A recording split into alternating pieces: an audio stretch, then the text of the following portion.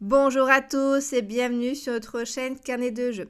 Aujourd'hui, format de vidéo un petit peu particulier. Je vais vous parler de chaînes YouTube et des youtubeurs que je regarde par rapport à des thématiques particulières. Elles ne sont pas classées par ordre de préférence, mais plus par thématique. Je vais vous parler de 5 chaînes YouTube. La première, c'est la chaîne qui m'a fait connaître vidéos de parties en solo sur YouTube. La deuxième chaîne dont je vais vous parler, c'est une chaîne qui présente uniquement des jeux en print and play. La troisième, c'est une chaîne que je vais regarder pour connaître les sorties en financement participatif. La quatrième, je vais plutôt voir pour connaître les sorties du mois. Et la dernière chaîne, c'est la dernière que j'ai découvert sur YouTube. La chaîne qui a permis de découvrir les vidéos de parties de jeux en solo, c'est la chaîne Eric Studio. Avant cette chaîne-là, je n'avais pas vraiment conscience de l'existence des parties en solo sur YouTube. Et vraiment, ça m'a donné envie donc de m'y intéresser. Et d'ailleurs, de vraiment aussi découvrir l'univers des jeux en solo. J'avais regardé quasiment toutes ces premières vidéos. Et de temps en temps, voilà, je retourne sur cette chaîne-là pour regarder un petit peu donc, des parties. Parce que j'apprécie vraiment le ton de voix, le côté un petit peu narratif. Et puis voilà, j'aime bien les différentes vidéos de jeux en fait qui sont présentes sur la chaîne. C'est d'ailleurs donc la chaîne Eric Studio qui m'a fait découvrir la chaîne d'Etrigan House car je ne la connaissais pas avant. Et c'est par donc un échange de commentaires qui m'en a donc parlé. Donc voici pour cette première chaîne YouTube.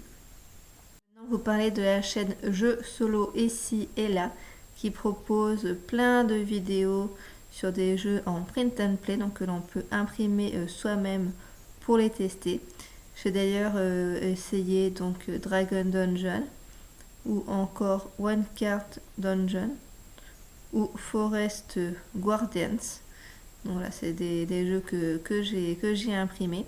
J'en ai également découvert plein d'autres grâce à la chaîne, mais je n'ai pas forcément encore testé.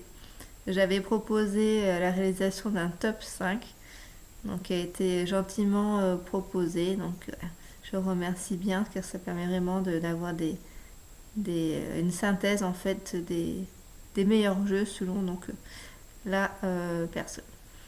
Voilà, donc voici pour jeux solo ici et là. Je trouve que ça mérite plus d'abonnés pour tout le travail qui est proposé et puis pour la particularité donc, de cette chaîne.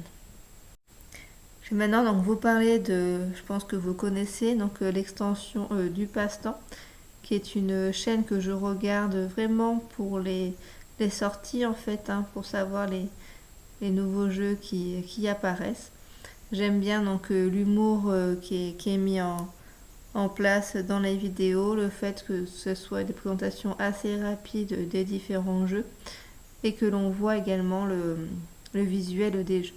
J'aime bien me faire une idée également sur le matériel assez vite pour savoir si c'est quelque chose qui pourrait m'intéresser. Autre chaîne, c'est les ludovores. Donc j'y vais de temps en temps, pas forcément de manière régulière, mais lorsque je me questionne un petit peu sur des financements participatifs, j'aime bien donc aller voir cette chaîne qui fait une présentation donc détaillée des financements sur toutes les semaines, je crois qu'il y a une présentation qui est réalisée avec donc un gros travail qui est fait et puis il y a du visuel également qui est mis en avant. Il y a, je trouve que c'est vraiment très très bien pour se renseigner sur les financements participatifs. Donc c'est la chaîne donc, des ludovores. Dernière catégorie, il s'agit donc de la chaîne YouTube que j'ai récemment découverte. Alors finalement, je vais vous en parler de deux chaînes que je regarde de temps en temps et que j'ai découvert vraiment récemment. C'est marrant parce que c'est vraiment deux chaînes qui sont un petit peu plus dans l'humour que par rapport à ce que je peux regarder plus fréquemment. Il s'agit de la chaîne donc Plateau des jeux, qui a, enfin c'est pas une chaîne qui est nouvelle, parce qu'il y a 1400 abonnés, que j'ai découvert récemment et que j'aime bien le côté un petit peu donc humour et puis les thématiques des vidéos qui changent un petit peu. Et voilà, j'aime bien vraiment le franc-parler donc du youtubeur qui n'hésite pas donc à donner son avis et avec une approche beaucoup moins préparée que ce que l'on peut retrouver fréquemment dans les vidéos. Donc c'est ce côté-là que j'aime bien. Et l'autre, c'est le Bureau des loisirs, donc une chaîne qui est assez récente, je pense. Et pareil, voilà, un côté un peu décalé, où il y a deux youtubeurs donc, qui présentent les vidéos.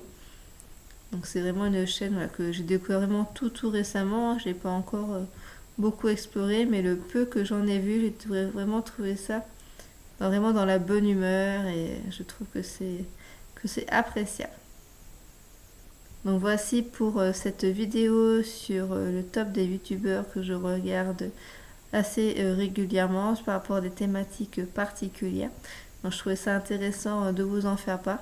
N'hésitez pas vous à me dire en commentaire quelles sont les vidéos, les chaînes YouTube que vous regardez concernant, je sais pas, les financements participatifs ou encore pour connaître un petit peu les sorties ou voilà, la dernière chaîne YouTube que vous avez découverte. Ça permettra de partager un petit peu plus encore les chaînes des différents youtubeurs sur la thématique des jeux de société.